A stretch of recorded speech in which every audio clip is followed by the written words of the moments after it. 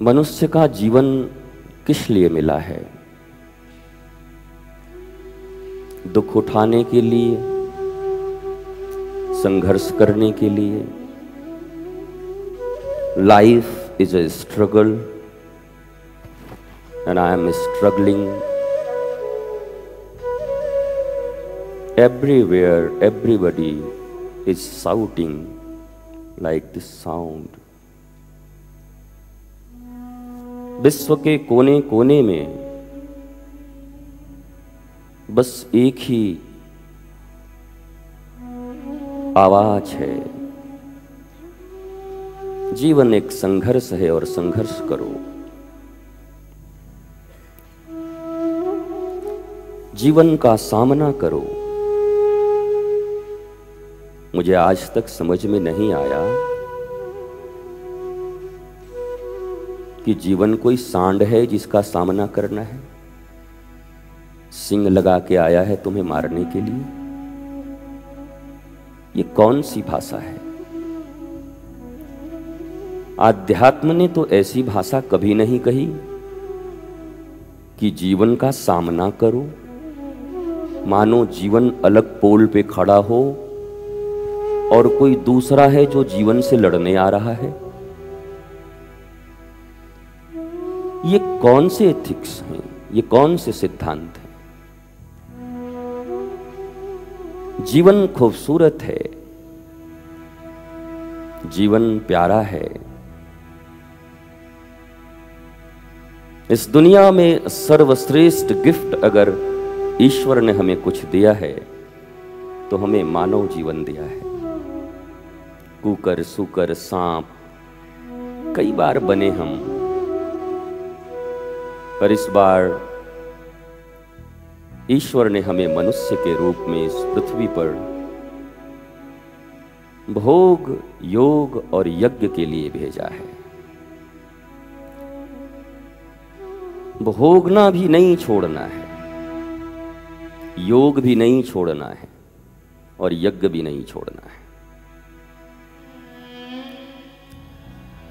दया उन पे आती है जो इस दुनिया में केवल भोगने आए हैं और फिर एक दिन शरीर और संसार उन्हें ही भोग लेता है।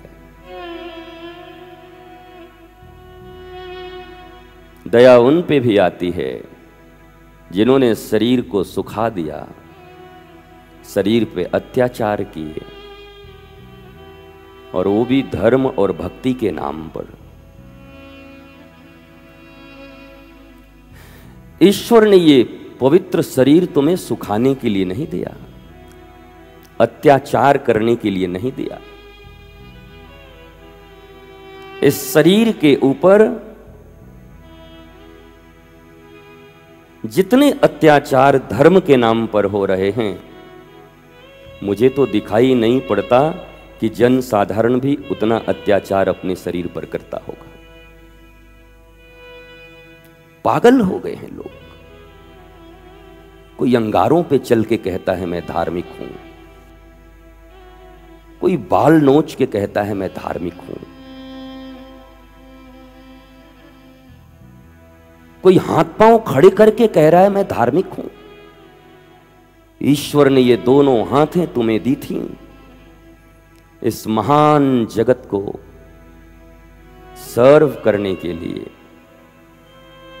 इस महान जगत की सेवा, ईश्वर की सेवा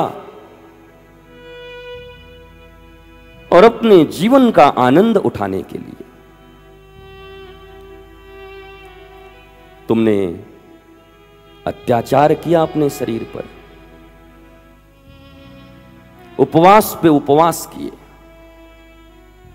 आज सोमवार, कल मंगलवार, फिर बुधवार, फिर पता नहीं शनिवार, कोई वार छोड़ते ही नहीं।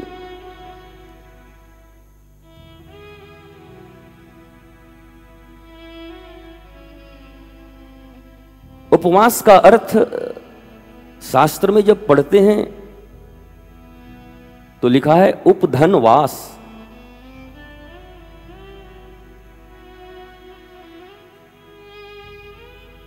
उप का अर्थ है समीप और वास का अर्थ है रहना या बैठना। आप सब पढ़े लिखे हो ना। आज डॉक्टर शिव डहरिया भी बैठे हैं, लिटरेट हैं, एजुकेटेड हैं।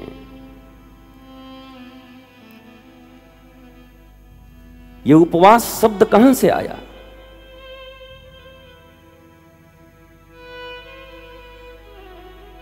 जिस दिन तुम्हारा हृदय अपने सद्गुरु या बंसी वाले के करीब बैठ जाए, 1 घंटे, 2 घंटे, 5 घंटे, 12 घंटे, तो शास्त्र उसी को उपवास मानता है, भूखे रहने को नहीं मानता, फास्टिंग को उपवास नहीं मानता। अब आप शास्त्र पढ़िए, शब्दों का अर्थ समझिए। नेचुरल है, कोई किसी को मां बोलेगा तो मां ही समझेंगे। मां का अर्थ तो कोई बहन समझेगा नहीं, बेटी तो समझेगा नहीं। तो हिंदी पढ़े लिखे हो ना, तो उनके अर्थ भी समझो।